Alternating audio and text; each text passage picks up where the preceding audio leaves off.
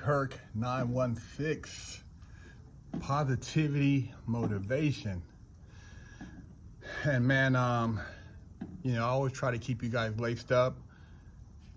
And I had recently seen the Kevin Gates interview when he says he's not down with the BLM because blacks kill more blacks than anybody else.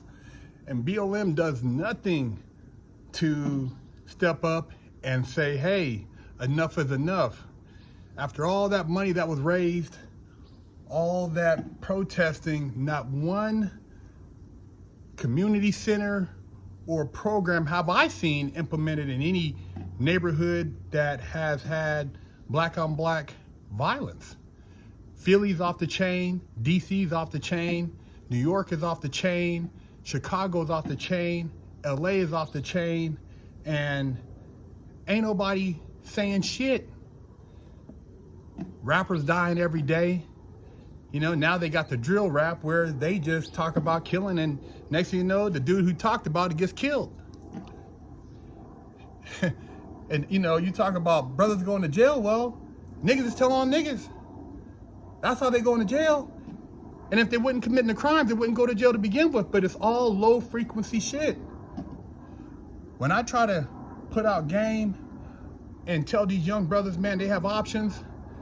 Oh, OG, you old, you sell out, you this and that. You want to tell us, and then you married to a white woman, or you doing this. Look, man, I'm like Kevin. I said, man, I don't see black or white. I see real or fake. And it has nothing to do with skin color. It has to do with where you are mentally and your vision of life, where you see yourself going in the future. In prison, the only dudes who was hating on me was the niggas. They was mad at me because I was doing law work, because I was trying to figure out the game.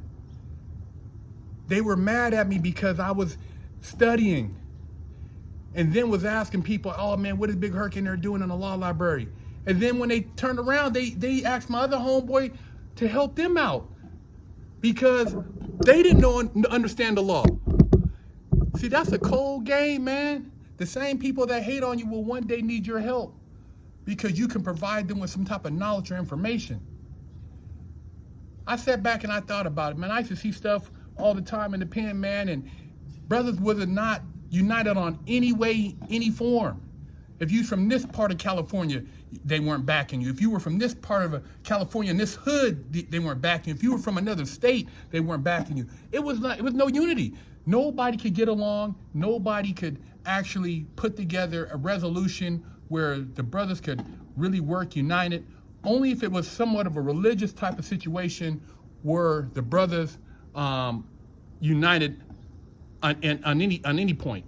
There were some cats in there who were really on point. And actually, I got a lot of my game from dudes from the Five Percenters, dudes from the Nation, from New York. A lot of dudes from back east. I used to study with them. Dudes from Pennsylvania, brothers from California.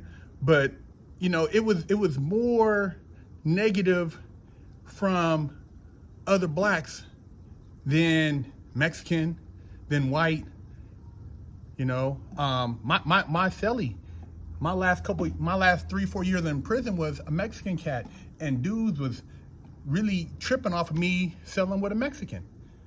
But I'm from Northern California, and it wasn't no big thing up in there as far as racially. So, that's how we got out. One of my best friends, a couple of my best friends are Mexican. But the racial stuff in prison it's disgusting, man. And that's really, what they continue to push, and then that spills onto the street. I used to talk to cats up in there, dudes who were from Southern California, and they were Mexican and like, Big Herc, man, you a good dude, man.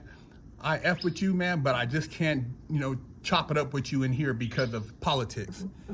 And, I understood the game. I wasn't mad at it. I knew that because of how politics was, that, we couldn't kick it. But a lot of those dudes I'm still cool with today. I still chop it up with them.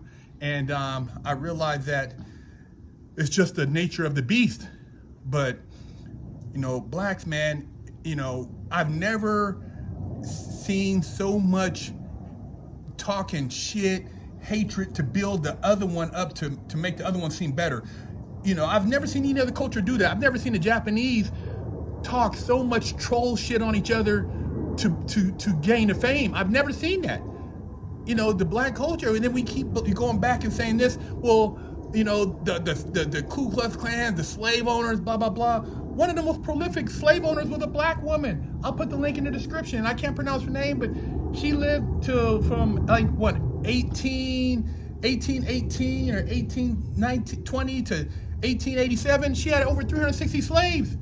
She was a slave trader all over Europe, selling slaves and arms and other goods and stuff, man. But man, it's like, know your history and quit being a victim and learn to work together. If we work together, we'd all be balling. We ain't got to talk shit about each other, and then turn around and want to hurt each other to make the other one seem more powerful. But that's what you've been conditioned to do, and then you do dumb shit, and then you say, oh, he's a sellout if he's trying to do anything that you feel is outside of what you interpret culture to be. You think culture is sagging, guns, violence, talking a certain type of slang. Man, that's not culture. That's what you interpret your surrounding environment to be. But our culture is way more rich than that. Open heart surgery, the stoplight,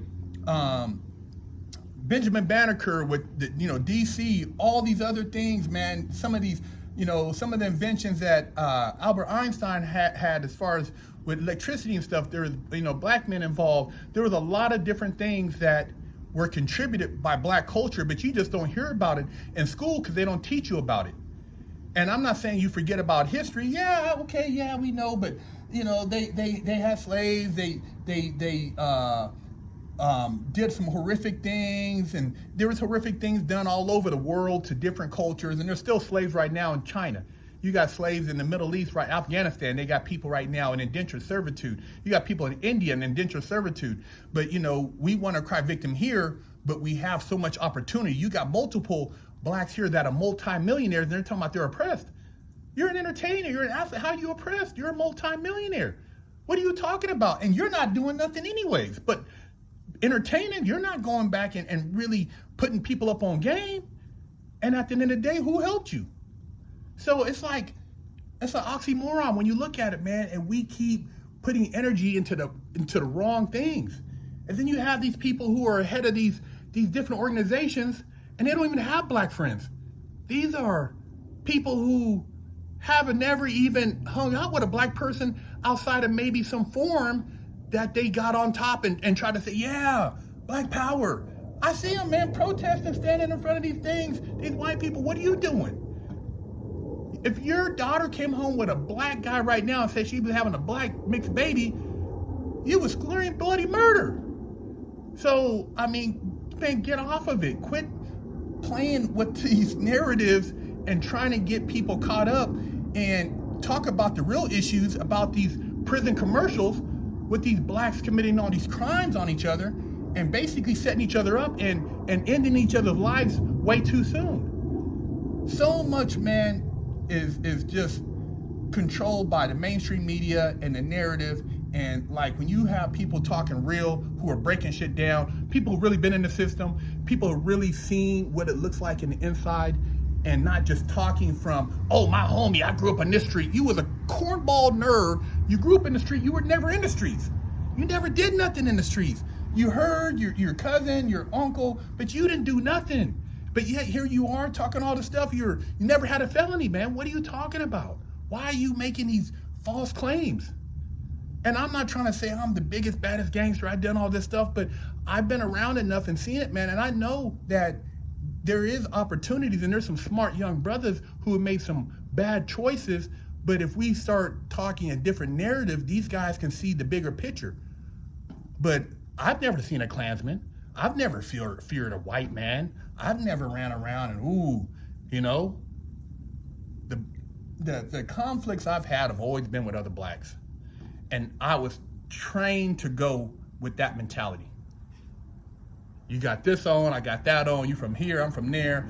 It was a trained mentality, but it wasn't trained against any other quote unquote race besides black on black. And I seen it and I'm like, dude, I realized it was a trick bag, and I got the hell up out of there. And now I try to put out a different message so that people can see, because I was conditioned, man, and didn't realize it until I started really educating myself and seeing how divided we are as a culture.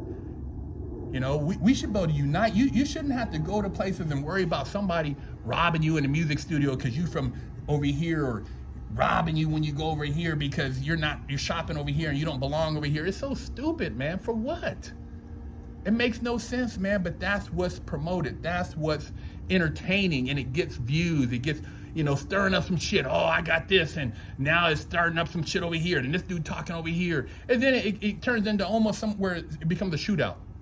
For nothing, man. It's not no billions of dollars. It ain't no skyscraper. It ain't no office building. It's just a bunch of bullshit, man.